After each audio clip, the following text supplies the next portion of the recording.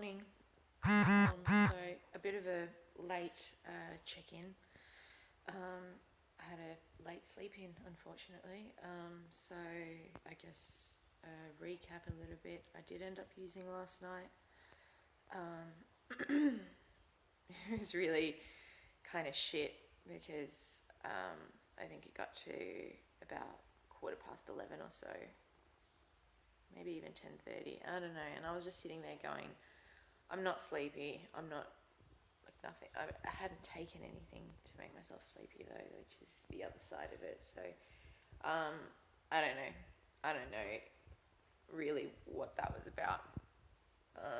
But for some reason, I just got it in my head that I didn't want to take a sleeping pill and have some wine. I guess, like, basically is the long and short of it. I didn't want to do that again. So whether or not that was, I mean, look, it was probably the wrong thing to do. As I was trying to say to myself yesterday, like, it's day one, don't give in on day one. But I did, and I don't know. I'm hoping that maybe now there's none left in the house. So there's none that I can easily get access to. So yeah, hopefully no access. That means I've just got to go for it. Got no choice. I think, and I was talking to my mum about this because mum did call literally as I was sort of sitting there with it all packed, ready to start smoking. And that was definitely a sign that I chose to ignore. And I'm sorry. But I guess, yeah, I don't know. I woke up at about 8:15. And he's on my lap, by the way. So I woke up at about 8:15, and I was like, okay, cool, great, my alarm's going to go off in 15 minutes. So I'll just doze for a little bit. And next thing I knew, I think I heard my phone buzz or something like that, and I was like, oh, I better check why, I don't know how much time's passed. It feels longer than, 15 minutes. Long story short, it was 10:15, which means I was already 15 minutes late to my business mentoring meeting. So then that just started this whole, obviously panic of just grab the phone, and because I'm not on Facebook, so I don't have the events, but fortunately Aisha sent through an email so I could get the link to get into the group that way, or into the meeting. That way I was trying to access it from my phone, which I got in, but it was really hard just to interact with. So I guess, so that's already sort of started me off on a bit of a stress this morning. During the Zoom call, I had a client message me and book in. So I've got another 90-minute booked in for today, which is good.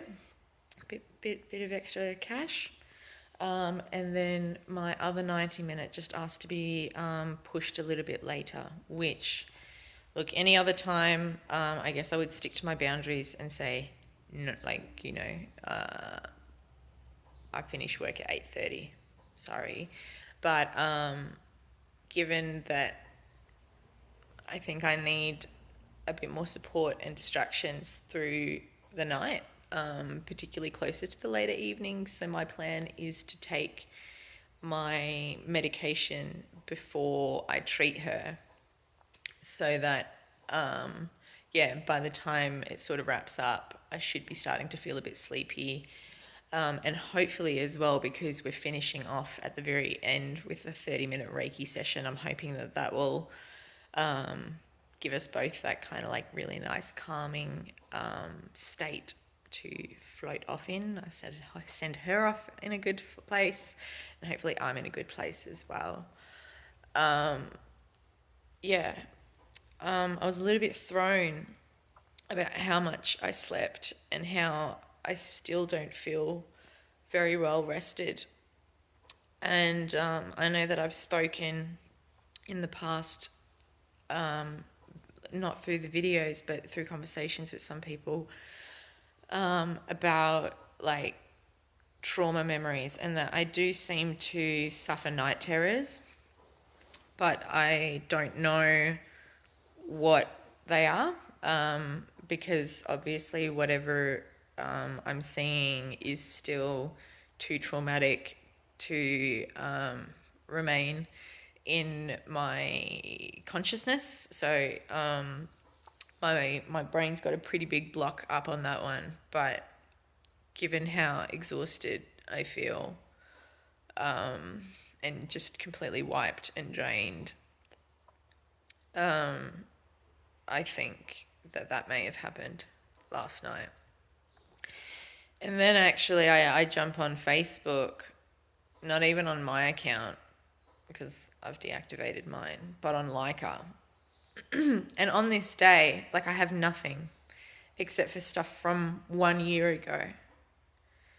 And I was obviously in a really, really messed up headspace because, like, at 3 o'clock I put up a quote. I started putting up a series of quotes, right? And at 3 o'clock I did, "To die will be an awfully big adventure," said J.M. Barrie. And then, 15 minutes later, "Death must be so beautiful, to lie in the soft brown earth with the grasses waving above one's head and listen to silence, to have no yesterday and no tomorrow, to forget time, to forget life, to be at peace," by Oscar Wilde. And about 20 minutes after that, "Life asked Death, 'Why do people love me but hate you?' Death responded, 'Because you are a beautiful lie and I am a painful truth.'" Author unknown. And the last one, which came about 5 minutes after that one, is, "Death is only the end if you assume the story is about you. Welcome to Night Vale."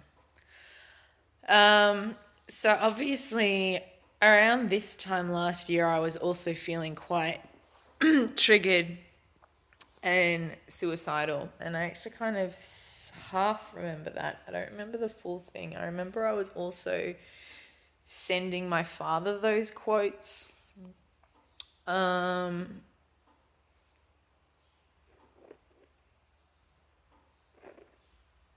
Because I wanted to end my life and I wanted him to know. And that was my way of, I don't know, harassing him and terrorizing him and things like that, is by messaging him that. And I don't know, I remember I didn't put those status updates up on my profile, maybe because I was starting to, I don't know, online date or whatever, and I didn't want people to see how fucking crazy I was, so I was just putting them up on my Leica account. And I remember Alley Cat sending me a message saying, "Hey, are you okay? I'm a bit concerned about these status updates." I'm like, "Yeah, I'm just, contemplating some dark shit and looking into quotes. I'm all good." I'm not all good, but that's okay. Yeah, so look, I'm fine. I will reset. I know if I jump in the shower, I can wake my body up a little bit, and everything like that. And then, clients this afternoon, which will keep me busy and distracted. I've got things that I want to do along, business-wise. I've got things to keep me busy and focused, and distracted, amply distracted. Working on other people is always one of the best distractions. And then a few more, I guess, not bad things, but not great things have happened. So I've woken up to a message from Nadine, who I did another follow-up message with, asking about a massage, and she's again gone, "May, I'm in a really, really bad place. I've only got the capacity to look after my child and work 2 days a week at my job. I hope you understand." And I do understand, but I was also, I don't know, kind of hit back. I was like, "I do, but you'll be right. You have a support network." And then I set her to ignore, because I'm a cunt. Because I'm that much of a fucking bitch. No wonder people don't want to work with me, right? Yeah, I don't know. They're just different people, I guess. But then also in chats with Mama Mel and finding out when I can get down there to say hello and things like that. I talked to her about I filled her in at least on the run stuff because I'm really upset that I've lost a friend in run. And I guess she's kind of validated my my feelings. Who's calling me? Better take that. I'll talk to you guys later. Bye.